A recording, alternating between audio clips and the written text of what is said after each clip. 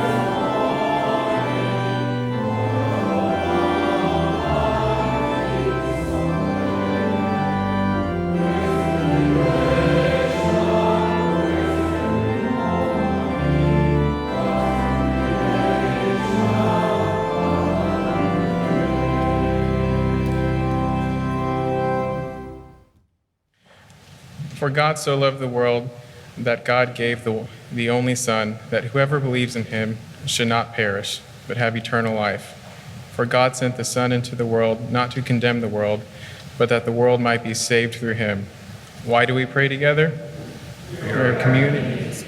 If one of us suffers, we all suffer. If one of us rejoices, we all rejoice. Let us offer our prayers in unison. Almighty God, you poured your Spirit upon open ears and a new community of faith. We confess that we hold back the force of your Spirit among us. We do not listen for your word of grace, speak the good news of your love, or live as a people made one in Christ. Have mercy on us, O God. Transform our timid lives by the power of your Spirit, and fill us with a flaming desire to be your faithful people, doing your will for the sake of Jesus Christ our Lord.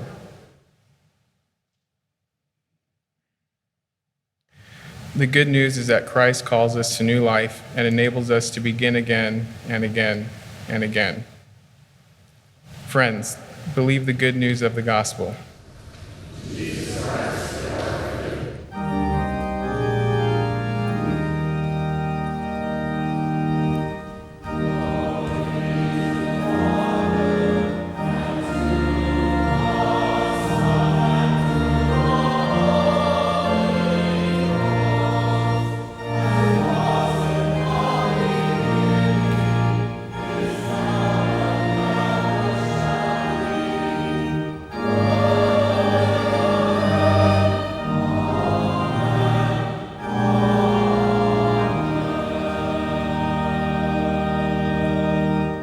Please be seated. Well, good morning, everybody. You guys really do like to spread out. I'm gonna have to be kind of on my good moves here. There are a lot of children out of town. Liza's going to help me today. Well, when I was a little girl, my dad and I used to love to listen to this gentleman on the radio that some of you may have heard. I bet you guys haven't. But his name is Paul Harvey. And he used to do a segment on the radio where he'd talk about different things in life, and he called it The Rest of the Story. Well, I was reading our gospel today, or our scripture for today, and it's all about the Lord's Prayer and how to pray. But the rest of the story is the scripture that surrounds the Lord's Prayer in Matthew. There's so many amazing things right around it. If you just look on those 2 pages, there's all kinds of cool stuff and instructions and guidance for ways to live our lives. And what comes right before the Lord's Prayer when they're talking about how to pray, one of the things they say is don't make a big spectacle of yourself when you pray. Don't make a big deal about it. And that got me to thinking about how important it is for us as Christians to do those acts of grace and kindness that God calls us to do without drawing attention to ourselves. It's so important that we give God the glory for everything that has come our way and all of our blessings. And when we share those blessings, it's not about saying, hey, look at me. Look what a good Christian I am. Look what a good person I am. It's about doing those things in secret. It's about doing those things just for God's glory, not to glorify ourselves. So we're going to do something kind of special today in Children's Church. Liza's excited. We're going to do a special project, and I'm going to let you guys have the opportunity to minister a little bit in secret. Are y'all ready to do that? Okay, it's going to be pretty cool. All right, well, let's bow our heads. We're going to go upstairs. We're going to look at some of those things, and then we're going to start our project, okay? So let's bow our heads. Dear God, thank you for our blessings. Help us to share those blessings in your holy name and to glorify you in everything we do. In your holy name, amen. Great job, you guys. Let's go. Thank you for joining us in worship today. The service you are watching was recorded on July 23rd, 2017. We will return to live broadcast on August 6th, 2017. Good morning. It is good that we are here to worship God together on this day, in this place, all together. I would invite you to take the pew pads that you find in your pews and use those as a way of celebrating our time together. Place your name, and if you're a visitor, if you'd leave contact information so that we can share things that are going on here with you at church. I want to welcome those who are worshiping via television and at Spring Harbor, and we are glad to be able to extend our community to you wherever you are at this time. I want to welcome Chris Monroe, who is our Director of Youth Ministry. He is assisting me in worship this morning, and I thank him for that very much. We are part of the church as part of a family, and the way in which we join the family is through baptism. And our membership in a church is part or an extension of our baptism of faith. I'm going to be, in the fall, there will be some opportunities for people to prepare for membership. However, if there is anyone who would like to go ahead and join the church now as an extension of your faith commitment, please see me today. We're planning for several people will be planning to join the church next week and would like to offer that opportunity to as many people as possible. If you would like to do that, please see me today after the worship, or shoot me an email or give me a phone call. Be happy to do that. As we prepare to hear Scripture, let us listen and sing together our hymn for illumination.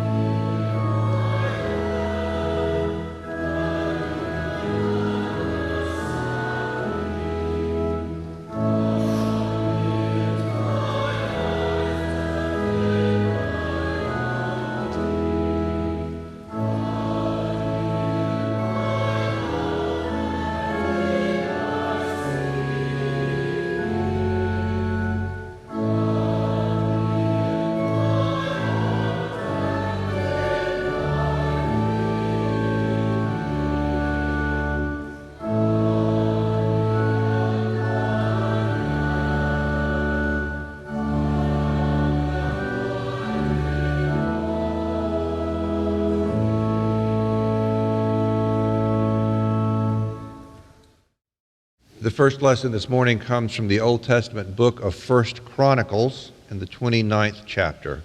Let us listen that we may hear what God will share with us. Then David blessed the Lord.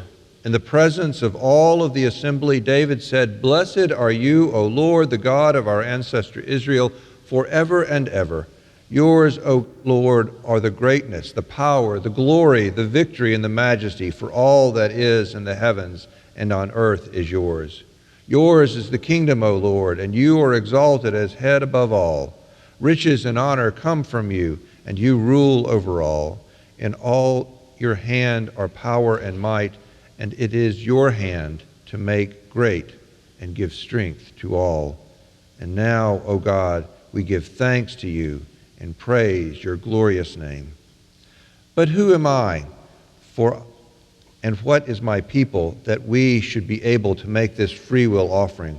For all things come from you, and of your own have we given you. For we are aliens and transients before you, as were all our ancestors. Our days on earth are like a shadow, and there is no hope. O Lord our God, all this abundance that we have provided for building you a house for your holy name comes from your hand and is all your own. I know, my God, that you search the heart and take pleasure in uprightness. In the uprightness of my heart I have freely offered all these things, and now I have seen your people who are present here offering freely and joyously to you. O Lord, the God of Abraham, Isaac, and Israel, our ancestors, keep forever such purposes and thoughts in the hearts of your people, and direct their hearts toward you." The word of the Lord.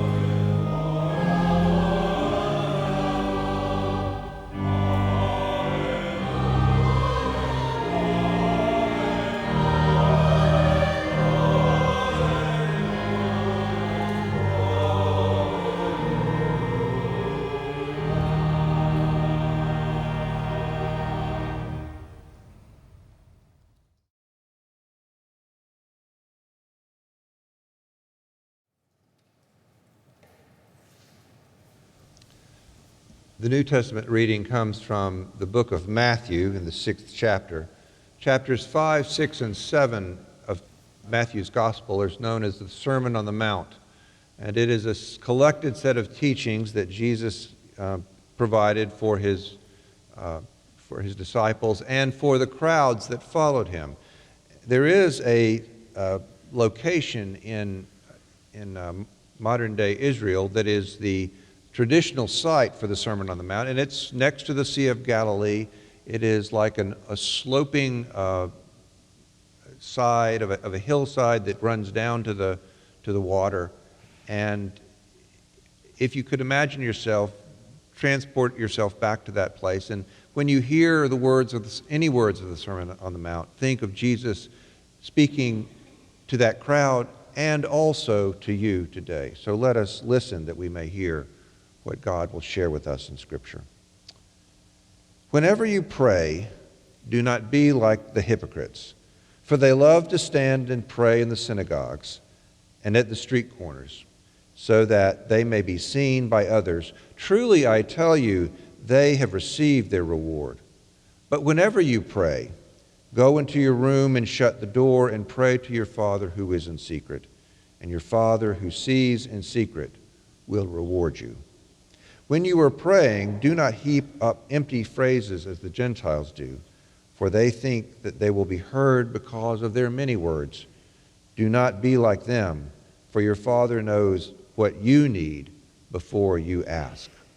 Pray then in this way: Our Father in heaven, hallowed be your name. Your kingdom come, your will be done, on earth as it is in heaven. Give us this day our daily bread, and forgive us our debts, as we have also forgiven our debtors. And do not bring us to the time of trial, but rescue us from the evil one. The word of the Lord. Prayer sounds like a thing that people of faith are supposed to do, right? As Christians, we think that we are, and we know that we are instructed to pray. In our service today, there are several different places where we offer prayers. And we pray together because we are a community. Have you heard that before? If one of us suffers, we all suffer. If one of us rejoices, we all rejoice. We are connected. We are part of something bigger than ourselves. We are part of a body, the body of Christ, the church. It seems that people have an innate desire to pray. Several years ago, a colleague of mine gave me a book by Larry King, the television personality, and it was co-authored by a rabbi, and the foreword was by Robert Schuller, who you may have remember from the Crystal Cathedral in California, the Hour of Power television show. Robert Schuller is a minister in the Reformed Church in America. Those are Presbyterian cousins. And the title of the book that Larry King wrote, was called Powerful Prayers. And with this attestation from a rabbi and from a Protestant minister. Prayer is something that seems to be human in our desire, and yet also it can be very specific to our Christian situation. One summer when I was in graduate school at Auburn, before I went to seminary, before I was a pastor and I stood up in front of people and preached like this, before that happened, I went and lived in Atlanta. Vicki and I went to Atlanta, and we lived. I was doing an internship in an archives there in the city, and there were two other colleagues from my program that were there as well. We rented a house that was owned by Agnes Scott College. One of the professors lived there, and we had some connections, and it allowed us to essentially house sit for these folks for the summer while they were away. It was a big rambling house right across the street from the college, and Victorian in style, very large. Vicki and I lived in one half of it, and the other two folks lived in the other half of it. One night we had socialized together. We had gone out and seen a movie, and when we came back, we discovered that our home had been burglarized. Somebody had crawled in a window, and it was a mess. Now, the people who resided there year-round had secured their valuables, and the four of us were in graduate school, so we didn't have anything to steal, but they stole it anyway. And the stuff we had was sentimental in nature, but it was gone nonetheless. So our space had been violated. Our world had been rocked, as it were. We called the police, and they came. They dusted for fingerprints. They asked us what had happened. They filed a report, and they left. You may have been in a situation like that. What do? Your world has sort of been turned upside down. You spent several hours trying to assess what has happened, and then you've got the mess to clean up afterwards. What do? I don't know where the idea came from, but somewhere from deep inside of me, I said to the folks there, I said, let's pray. And we did. There in the common living area we had, we gathered together and we prayed. I don't remember how we prayed, what we said, or the things that were there. I just remembered that we prayed, and somehow it made a difference. It made a difference for us. Prayer is a tool of faith that we have. It is one of the tools that we Christians carry around with us. We have resources that we use, the Apostles' Creed and the Ten Commandments. The Lord's Prayer is one of those tools as well. And we pray because there is a need to pray that we feel, and we also pray because Jesus taught us how to pray. Jesus shared with us how we are to pray. Prayer is used to acknowledge that there is vulnerability, that we have something that we need. But there are other parts of prayer as well. Sometimes we pray just to give thanks. That's what the Old Testament reading was about in 1 Chronicles. David was giving thanks as part of the process of building the temple. It was not only thanks for what was there in the present, but he was also giving thanks to God for what had happened in the past, bringing that place to that point in time, and also looking forward to what was going to happen in the future. We pray to give thanks for that which is now, but also to acknowledge what happened before and in anticipation of what is to come. We pray because we have a need. We pray to give thanks. We pray to share hope. But let's be honest. Sometimes there are things that happen in our lives that are really troubling and traumatic, and things don't work out the way we want them to work out. We pray for things and they don't come in the way that we think. We have a health concern, or we have a job situation, or we have a personal relationship, and we pray for something, and what we pray for doesn't quite happen. It happens in life, and we are to struggle. So how do we find our way forward with that? In Luke's version of the Lord's Prayer, in chapter 11 of Luke, the disciples actually come to Jesus and they say, "Lord, teach us to pray." Jesus provides a very similar prayer to what is in Matthew. And in both places, they speak, there are words that speak about guidance and instruction as we face challenges in life. There's a quote that is attributed to the writer C.S. Lewis. The quote goes, "I pray because I can't help myself. I pray because I'm helpless. I pray because the need flows out of me all of the time, waking or sleeping. It doesn't change God. It changes me." Some say that this is not actually a Lewis quote. Prayer doesn't change God, prayer changes me. The origin of the idea that prayer doesn't change God, but that prayer changes the prayer is not quite certain. While it has been attributed to Lewis, there are other places that it may be found. But it's been around for quite a while. And there are some who critique that idea because if they say if prayer doesn't change God, then how do we know what good is it? What power does it have? But I would hold out the notion that when we are changed, when you are changed, when I am changed, or when we are changed together as a community, something very profound has happened. And God pays attention to that. God listens to that. When you start a new job, when you begin a new relationship, when you move into a new phase of life, you've moved from one place to another, you are starting a new part of life, things change in your life, and you change. When you marry, you bring someone into your household and you form a new household.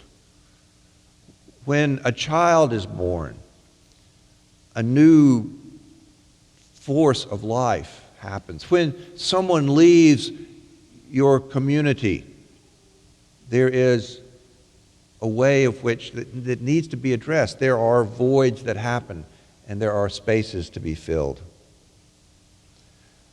The Lord's Prayer, as one of our tools as Christians, is an outline about how we are to relate to God, how we can relate to God, and God relates to us, and how we deal with each other. Our Father in heaven, hallowed be your name. Your kingdom come, your will be done on earth as it is in heaven. These three pieces speak about the way God is known. God is special. God's name is hallowed. God's name is holy. God rules in the world. And God's presence undergirds the world. Jesus called God Abba, which is translated means Father, from both Hebrew and Arabic as well. But this divine Father is more than what we think of as a father.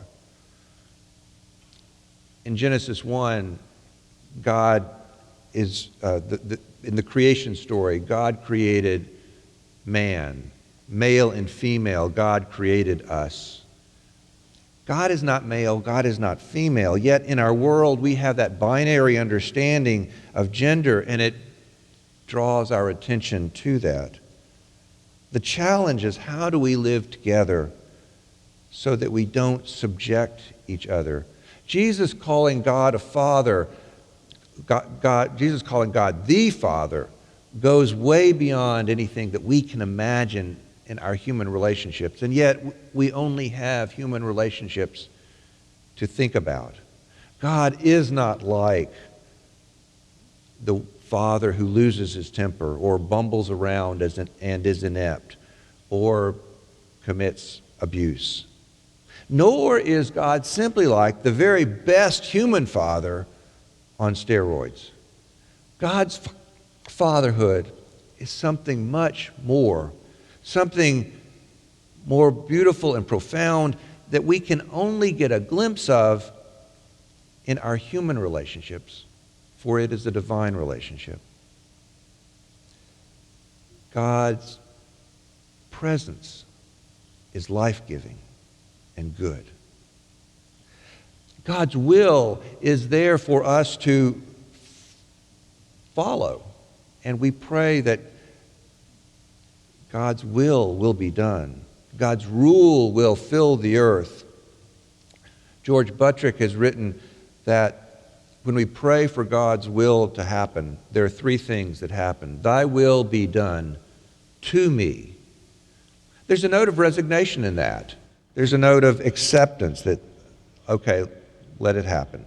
Thy will be done through me, which means I get to sign up and be part of something that is bigger and more exciting and wonderful. Thy will be done for me, and others. There may be a note of anticipation of joy. God's will be done for us in the world. That first set of that first part of the prayer speaks about God's rule, God's will, God's name. God creates, God rules, God names in our world. The second section speaks of things that are of human concern. Give us this day our daily bread. Forgive us our debts as we forgive others. And do not bring us to the time of trial. Do not lead us into temptation, but deliver us from evil. These are places where we join together praying not simply for ourselves, but when we pray for the world. We pray for others. We pray for those to whom we are connected with. Provide daily bread. Don't provide cake. Don't provide things that will spoil. Provide things for us to use daily so that we may make our way in the world. Forgive us our debts. Forgive us our sins. Other translations have trespasses. Our sins, our debts, our trespasses. Forgive us the things that encumber us, the ways in which we have given over parts of ourselves to some other power or entity. And help us to forgive those who have transgressed against us, for whom we have accumulated sins or debts or trespasses. And then lead us away from the bad stuff in life. Don't let those things happen to us. There's a line that says, someone once said, I don't need to pray that phrase, lead us not into temptation, because I'm going to find the temptation all by myself. And that's true. We will. But that also speaks to something that's true. There is a problem of evil in the world. There are bad things out there. One of my mentors, Al Wynn, puts it like this: the problem of evil is much greater than just the problem of your sins and mine. This world, which God created fair and good, has somehow departed from its maker. God's name is not presently hallowed as it should be. God's rule is not presently done promptly and perfectly and willingly. There is at work in the world another will, an evil will, a will that resists and struggles against the will of God. It is a master organizer combining our sinful wills into a vast network that seems far greater than the sum of constituent parts. There is evil out there. Bad things happen.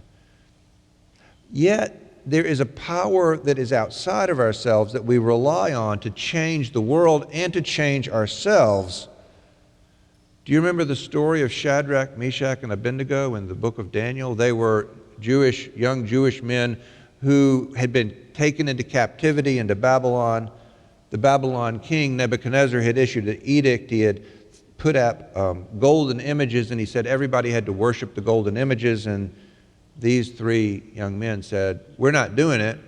It's not part of our religious tradition. The commandments say we are to not have any graven images before us, and so we're not going to do it. And the king replied that they would, if they did not do it, they would be thrown into a fiery furnace. The response is found in Daniel 3. If our God, whom we serve, is able to deliver us from the furnace of blazing fire and out of your hand, O king, let him deliver us. But if not, be it known to you, O king, that we will not serve your gods and we will not worship the golden statue that you have set up. They expected to be delivered, yet even if they were not, they were convinced that what they were doing was the right thing, and they would stand in opposition to evil and tyranny and idolatry. That's powerful stuff. That is what prayer allows to happen. The world is dangerous. Prayers will be answered. Shadrach, Meshach, and Abednego held out to that. But even if they are not in the way that we want to, there is something beyond what we know. There is life beyond death. New life is offered to us. It is offered to us here and now. It changes the way we orient our world and we see our world. It changes us. And there is also life that can come. The second challenge is what happens when we pray and it doesn't happen. I've been there on any number of occasions. You may have been it too. There's no denying it. The world is a mess.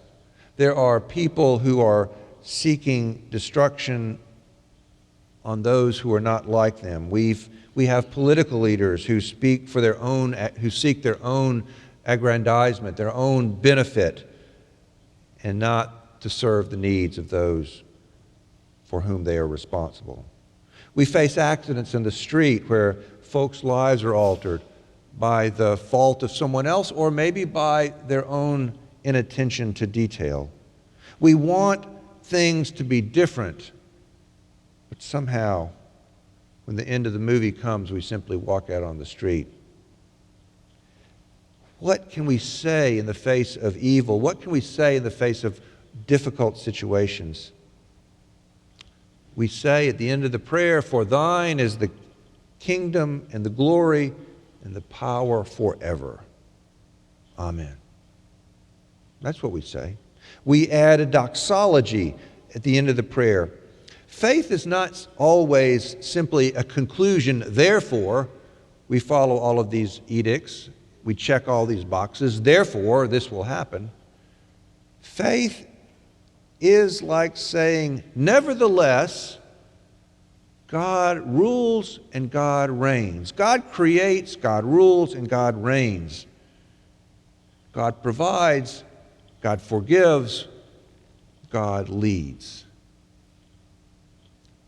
Nevertheless, this is how we shall live, even faced with challenges. We will not serve the gods of others. Why do we stand up and sing the Hallelujah Chorus? We do that a couple of times a year in this church. We sing the Hallelujah Chorus. And it's a big deal. It better be on TV, I've been told. Right, Tom? Yeah. We have to get it on TV. And the choir does a great job. And we stand up. And why do we stand up? Because when it was first performed, or when it was performed one time for one of the kings of England, he stood up. He was so moved, he stood up, and out of respect. And so the tradition is you stand up when you sing the Hallelujah Chorus. But there's some other reasons that we stand up. We stand up because it is like making an exclamation. It is like saying, yes, it's true. The power of God to be at work in the world is true. Can you hear it? The kingdoms of the world have become the kingdom of our Lord Jesus Christ, and he shall reign forever and ever. Hallelujah, hallelujah, hallelujah. We give thanks for a tool that we may use that shares life in Christ with us now, here, and for all time. Thanks be to God. Amen.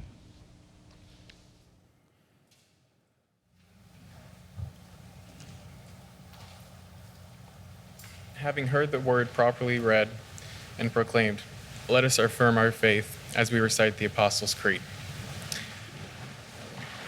I believe in God the Father Almighty, maker of heaven and earth, and Jesus Christ, his only Son, our Lord, who was conceived by the Holy Ghost, born of the Virgin Mary, suffered under Pontius Pilate, was crucified, dead, and buried, descended into hell.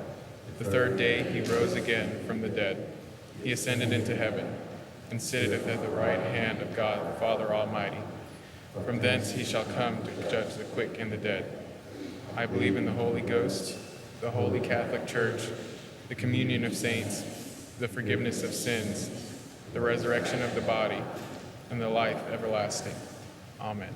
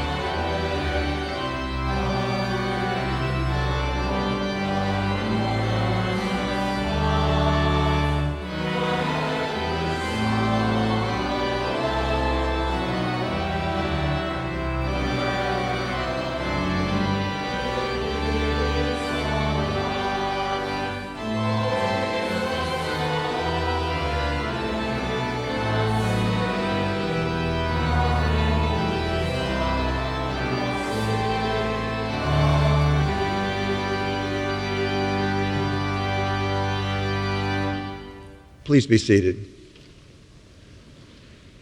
Would you please join your heart with mine in prayer? Gracious God, you have called us into being, to be your children, to be your body, to be your church in the world. Keep us together in faith and in service as we break bread, as we share the good news, so that all who trust you may love you, may turn all of our lives to your ways and live in the light of your truth. Wonderful Lord, you sent Jesus to be our Savior, to break down the walls of hostility that divide us, to share grace and mercy. Send us peace on earth and show us how to deal with greed and pride and anger, which turns nation against nation and people against people and even ourselves against others. Speed the day when conflict will end and wars will be concluded and the world accepts your rule. Oh God, we cannot love unless we love our neighbors. Remove difficulty and hate and prejudice from us, and remove it from all people so that there may be reconciliation with those we fear, and we may live in your peace. Merciful God, you bear the pain of the world. We ask that you look with compassion on those who are sick, that we know. We ask you to cheer them by their word and to bring healing as a sign of your grace, to work through all in the healing arts and professions, in medicine and care, and that you will provide your goodness, not only to those we know, but to those who are far and wide. God of compassion, bless us and those we love, our friends and our families, that drawing close to you, we may be drawn closer to each other. We praise you for all the servants who have lived and been examples to us on this earth, and who now join you in the communion of saints throughout the world. We anticipate those who will come after us in generations that we may not know, but who will love you even as we do as well. Your word, your power, your spirit, great God, enables us to pray. Hear our request and bring about those things which will do your will on earth. And we offer our prayer and our praise in the way that Jesus taught us as we share together. Our Father, who art in heaven, hallowed be thy name. Thy kingdom come, thy will be done, on earth as it is in heaven. Give us this day our daily bread, and forgive us our debts as we forgive our debtors. And lead us not into temptation, but deliver us from evil. For thine is the kingdom, and the power, and the glory forever. Amen.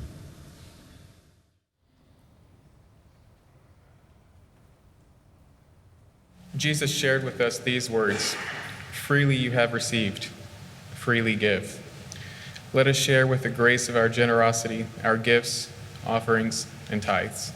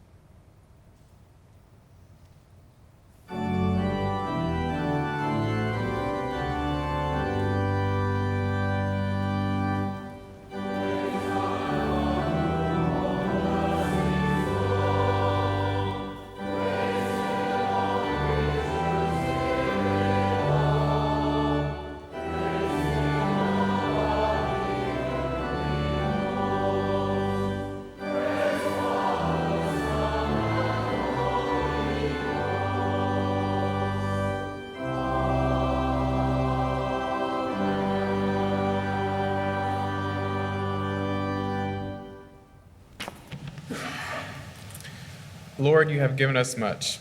You give us the wonder of summer and the warmth of faith. You give us the color of autumn and the changes of season. You give us the chill of winter and time for us to sit and think. You give us new life in springtime and the reminder of new life in Christ.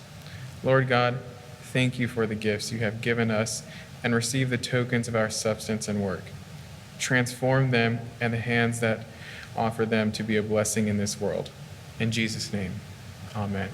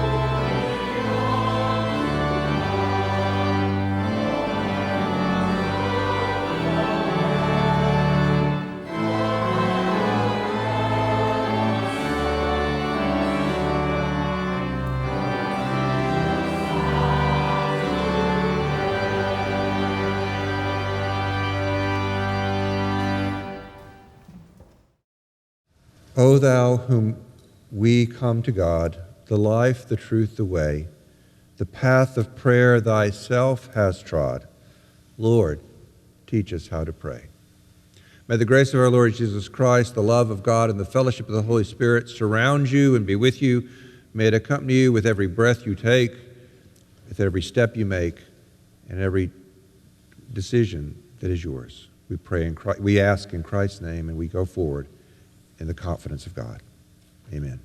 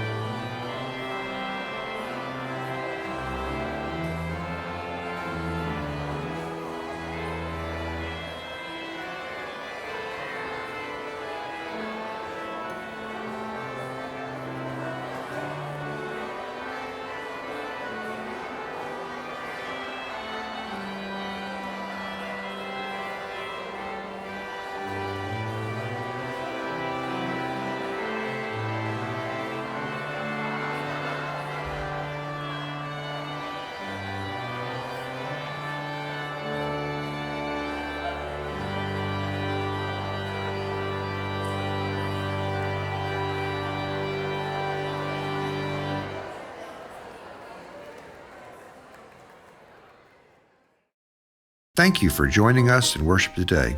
The service you are watching was recorded on July 23, 2017. We will return to live broadcast on August 6, 2017. It's been a privilege to join you this day in worship. We're glad that you were here. First Presbyterian Church seeks to serve and minister in the name of Jesus Christ. May the Lord bless you and keep you. May the Lord be kind and gracious to you. May the Lord look upon you with favor. Go in peace as you love and serve God.